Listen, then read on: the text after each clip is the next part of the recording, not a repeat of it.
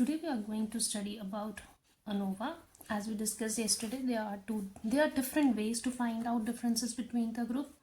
Two of the methods that we are studying is one we did yesterday was t-test, and today we'll be studying about ANOVA.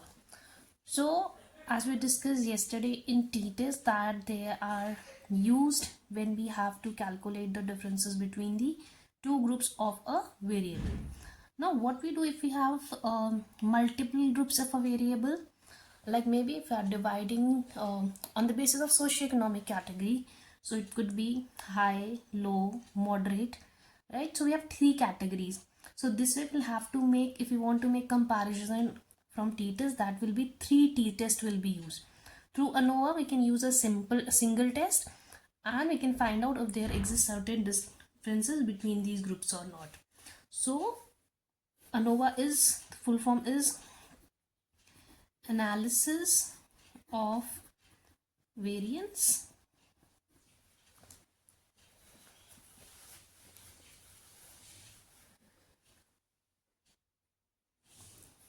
this analysis of variance is done when we have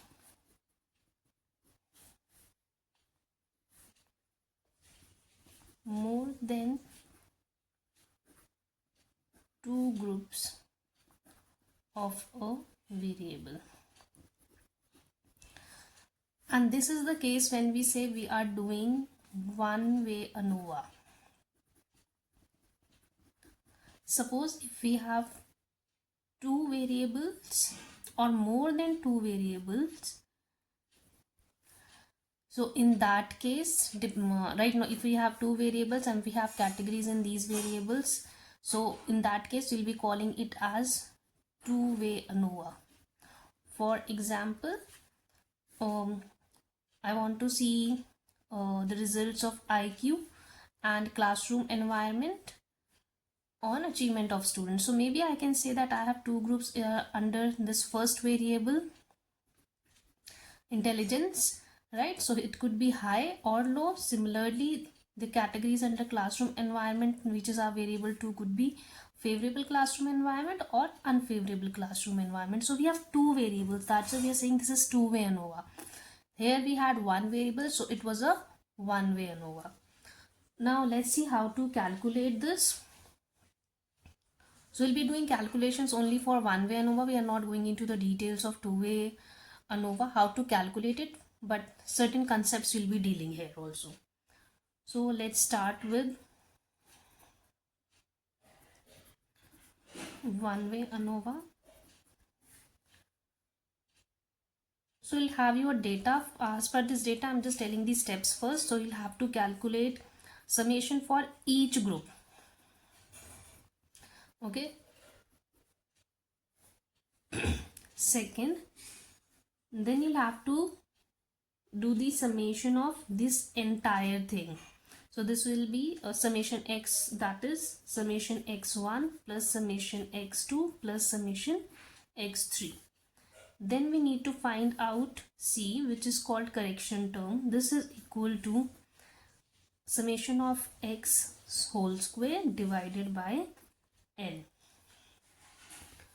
Then fourth step would be to find out sum of squares for total sample. Right, so this will be our summation x square minus c, which is the correction term. Fifth step would be to find out sum of square between the groups.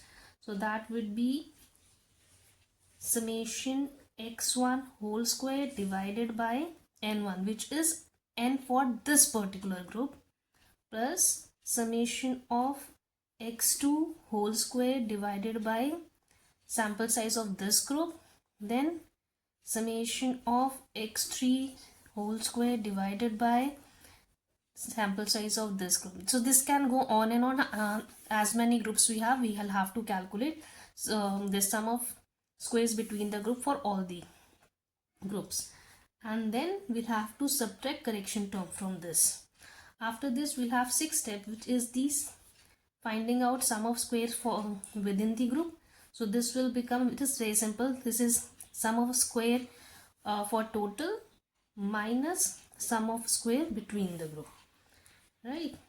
Next step would be finding out the degree of freedom. We'll need to find out 3 degrees of freedom.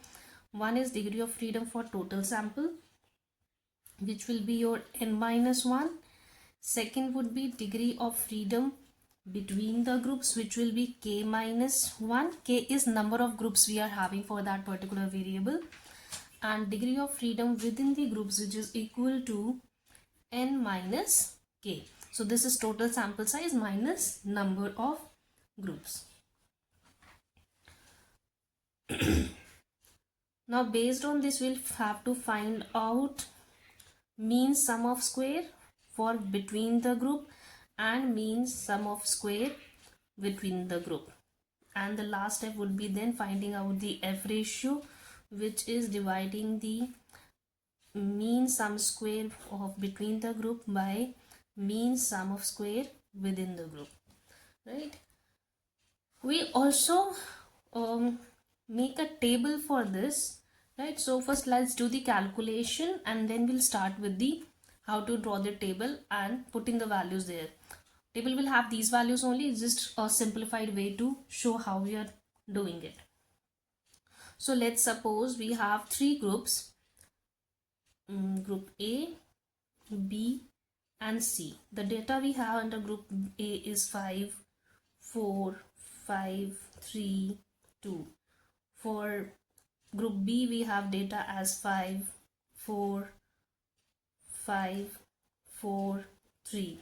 And for group C we have 4, 4, 3, 4, 5. Okay. Let's say this is my x1, this is my x2 and this is my x3.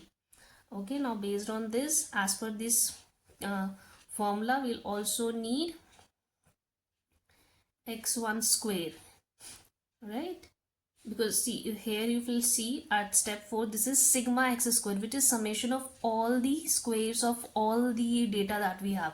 So that would be x1 square, x2 square and x3 square. We'll have to calculate this. Okay, so this will become 25, 16, 25, 9, 4. Then group 2 will be 25, 16, 25, 16, 9. And group 3 would be 16, 16, 9, 16 and 25. Right, so finally we'll have to do the summation of this. Let's write the value on one side. So summation x1 for this group, we'll need the value for summation x2, we need summation value for x3, then we'll need summation value for x1 square, summation value for x2 square, summation value for x3 square. Okay, so this will come out to be 19, this is 21, 20, then 79, 91 and 82. Right, so see, from here we have reached our first step, which is to find out sigma the summation of x1, x2 and x3. Next we are going to find out the total of this. So our summation x would be what? It would be summation x1 plus summation x2 plus summation x3. So if we'll add up this is 19 plus 21 plus 20, which comes out to be 60. Okay, now this is sigma x. We also need to have the value of sigma x square, which is required at step number 4. So for this you'll have to do what? You'll have to add up squares of all, total of squares of all of these groups. So x1 square plus x2 square plus summation of x3 square. So this becomes 79 plus 91 plus 82, and this is the total you'll get of this will be 252. Okay, now we have all the values, summation x square. These are the values and these values. This is what we'll need to use in our calculations.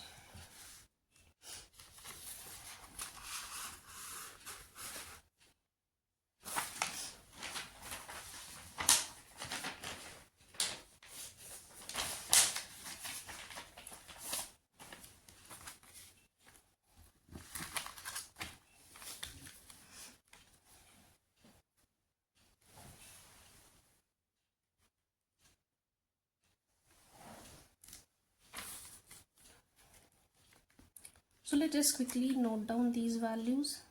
Summation x1 is 19, summation x2 is 21, summation x3 is 20, summation x is 60.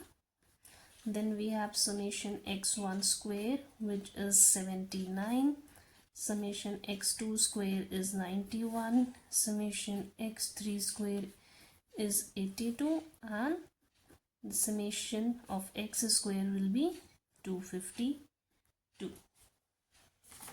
Okay, now let's quickly move to the next step, which was step number 3, where we have to find the correction term, which is c. Okay, so the formula for this was sigma x summation x whole square divided by n. So this, okay, n also we can write here are n1, n2 and n3. So if you see this here, for group number 1, 1, 2, 3, 4, 5. So n1 is 5, 1, 2, 3, 4, 5. Again for group 2, n is 5, and then group 3, n3 is also 1, 2, 3, 4, 5. So in all the groups we have same number of data. Now this we have, so n would be total of these 3. So let's write down, put the values. Summation x, the value we have calculated is 60. So this will become 60 multiplied by 60. N would be addition of all these. So this will become 15. So if you solve it, you will get 240 as answer. So this is our correction term.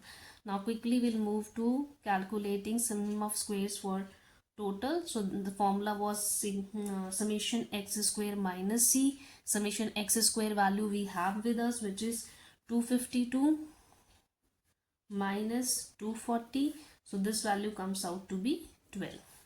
Then we will find out a sum of square between the groups. So here the formula that we had was summation of x1 square divided by n1 plus summation of x2 square divided by n2 plus summation of x3 square divided by n3, and this is minus c.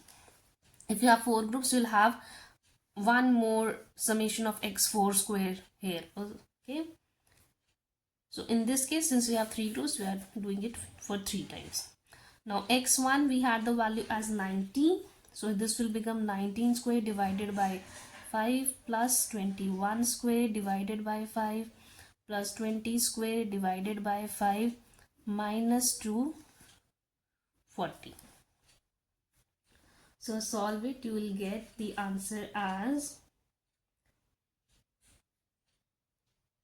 361 divided by 5 plus 441 divided by 5 plus 400 divided by 5 minus 240. If you solve this, you'll get as 240.4 minus 240.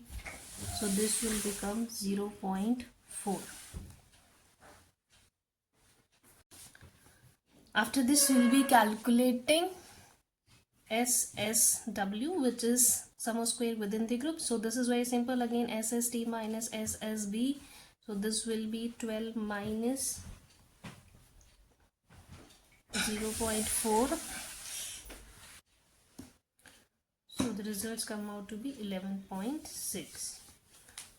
Last we have to find a degree of freedom for T. It would be total, for total it would be n minus 1. So that becomes 15 minus 1 is equal to 14. Degree of freedom for between the groups is k minus 1. The groups we had were 3. 3 minus 1 is 2.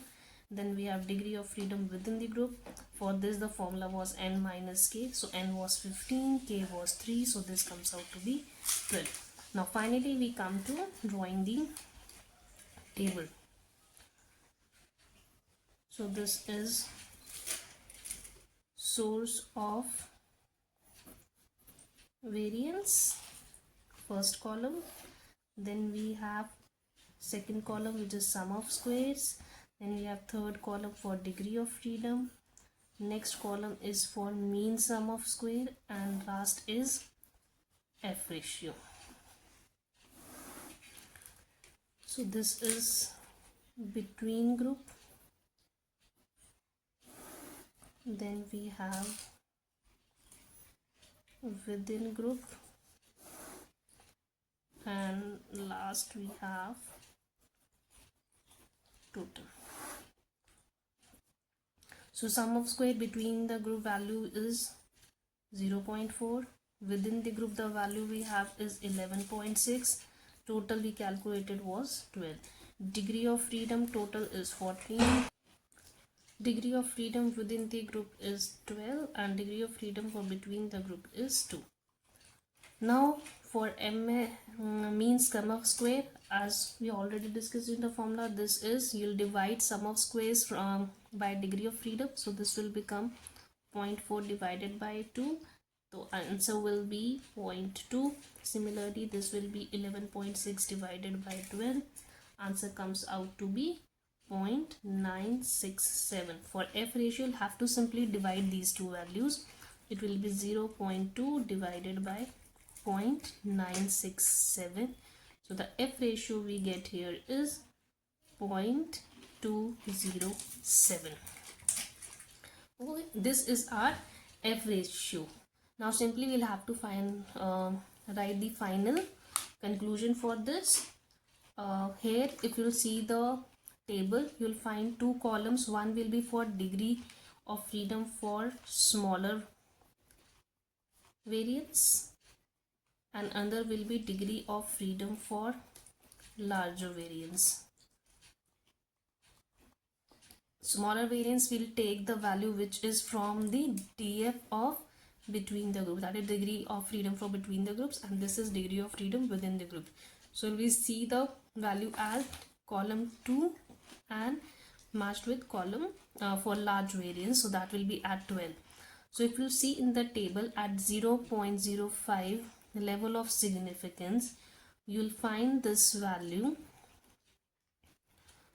as 19.41, and if you check at 0.01, this is 99.42. Similar to t-test, here also if our calculated value is smaller than the table value, then our results are not significant. That means there is no significant differences between the groups. So that is all with the ANOVA.